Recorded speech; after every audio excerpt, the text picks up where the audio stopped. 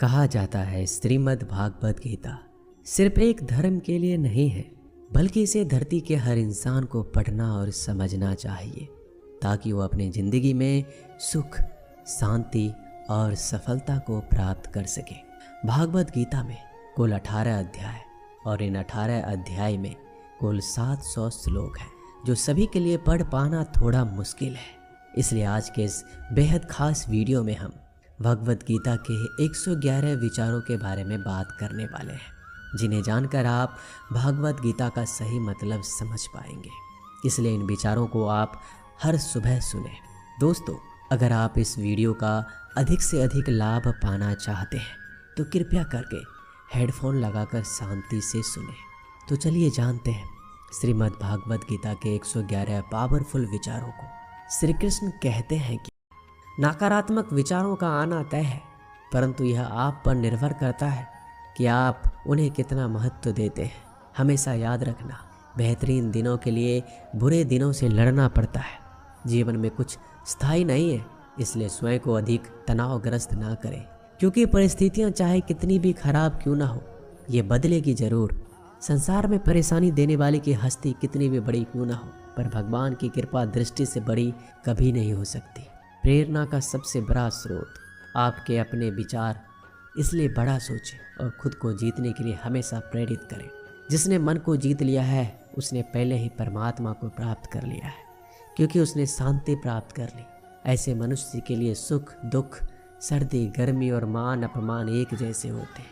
मुश्किलें केवल बेहतरीन लोगों के हिस्से में ही आती है, क्योंकि वही लोग उसे बेहतरीन तरीके से अंजाम देने की काबिलियत रखते हैं। कोई कुछ भी कहे, बस आपको शांति रखनी है, क्योंकि सूरज कितना भी तेज क्यों न हो, समुद्र सूखता नहीं। जहाँ आपकी कोई कीमत नहीं, वहाँ रुकना अनुचित है, चाहे वो किसी का घर हो या किसी का मन। जब कोई हाथ और साथ दोनों छोड़ देता है, तब कुदरत कोई ना कोई उंगली पकड़ने वाला भेज देता है। उन्हीं का नाम कान्हा है। जो मन को नियंत्रित नहीं करते, उनके लिए वह शत्रु के समान कार्य करता है। हे अर्जुन, व्यक्ति चाहे बन सकता है यदि वह विश्वास के साथ एक वस्तु पर लगातार चिंतन करे। सिर्फ दुनिया के सामने जीतने वाला ही विजेता नहीं होता, बल्कि किन रिश्तों के सामने कब और कहाँ हारना है, ये जानने वाला भी विजेता होता है। जो लोग बुद्धि को छोड़कर भावनाओं में बह जाते हैं, उन्हें हर कोई मूर्ख बना सकता है।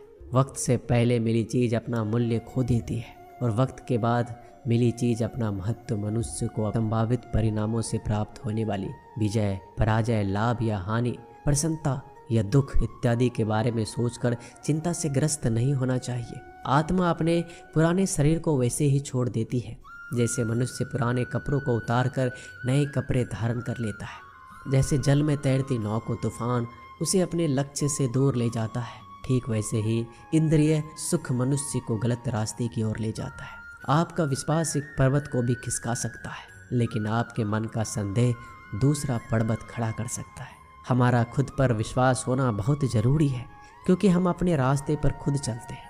क्योंकि वक्त कभी भी एक जैसा नहीं होता, उन्हें भी रोना पड़ता है जो बेवजह दूसरों को रुलाते हैं। अपनी इच्छा शक्ति के माध्यम से अपने आप को नई आकृति प्रदान करें। कभी भी स्वयं को अपनी आत्मा इच्छा से अपमानित ना करें।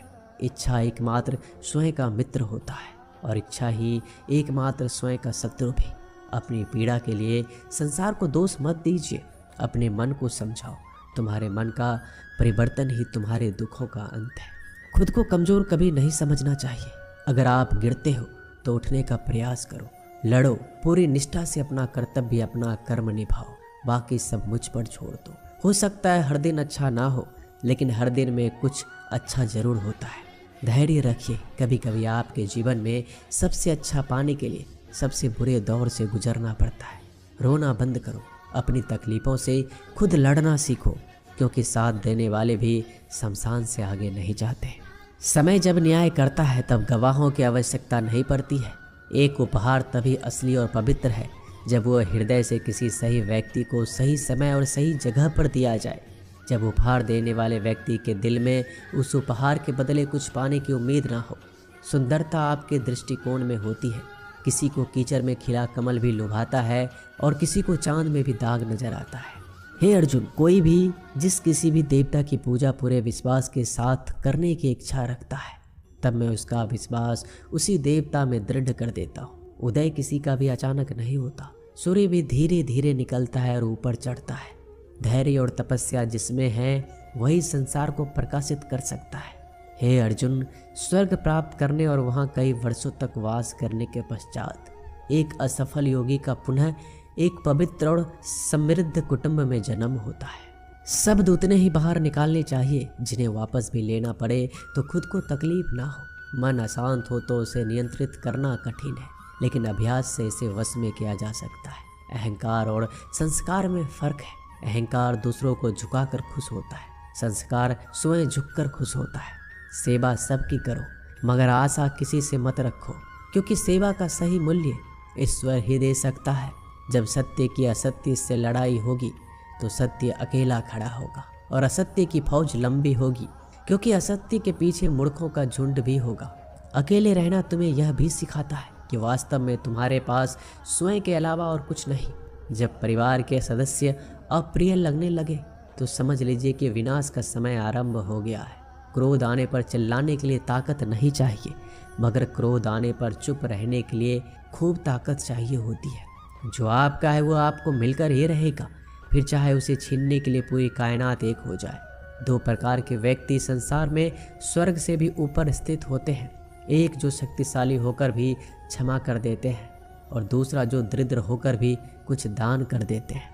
प्रेम शरीर या सुंदरता को देखकर नहीं होता, प्रेम हृदय से होता है। जहाँ दो हृदय मिल जाए वहीं प्रेम जन्म लेता है। किसी भी व्यक्ति को अच्छे से जाने बिना दूसरे की बातें सुनकर उसके प्रति कोई धारणा बना लेना मूर्खता है। अगर साफ नियत से मांगा जाए तो ईश्वर नसीब से बढ़कर देता है। जो हुआ वह अच्छा हुआ, जो हो रहा है वो अच्छा हो रहा है, जो होगा वो भी अच्छा हो। मेरा तेरा छोटा बड़ा अपना पराया मन से मिटा दो, फिर सब तुम्हारा है और तुम सबके हो। जब भी विनाश होने का प्रारंभ होता है, शुरुआत वाणी के संयम खोने से होती है। जीवन में सब कुछ खत्म होने जैसा कुछ भी नहीं होता। हमेशा एक नई शुरुआत हमारा इंतजार कर रही होती है। जीवन में यदि खुश रहना है तो अधिक ध्यान उस चीज़ पर दो जो आपके पास है, उस चीज़ पर नहीं जो दूसरों के पास है।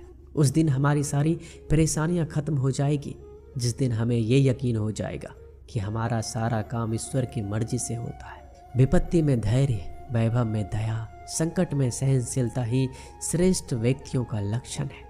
जो व्यक्ति स्पष्ट और सीधी बात करता है उसकी वाणी कठोर जरूर होती है, लेकिन वह कभी किसी के साथ छल नहीं करता। जो अच्छा लगे उसे ग्रहण करो, जो बुरा लगे उसे त्याग। फिर चाहे वह विचार हो, कर्म हो या मनुष्य, बुराई बड़ी हो या छोटी, हमेशा विनाश का कारण बनती है। क्योंकि नाव में छेद छोटा हो या बड़ा, नाव को ही डुबा देता है। जो दान बिना सत्कार के कुपात्र को किया जाता है वह तमस दान कहलाता है। परिवार और समाज दोनों ही बर्बाद होने लगते हैं जब समझदार मौन और ना समझ बोलने लगते हैं।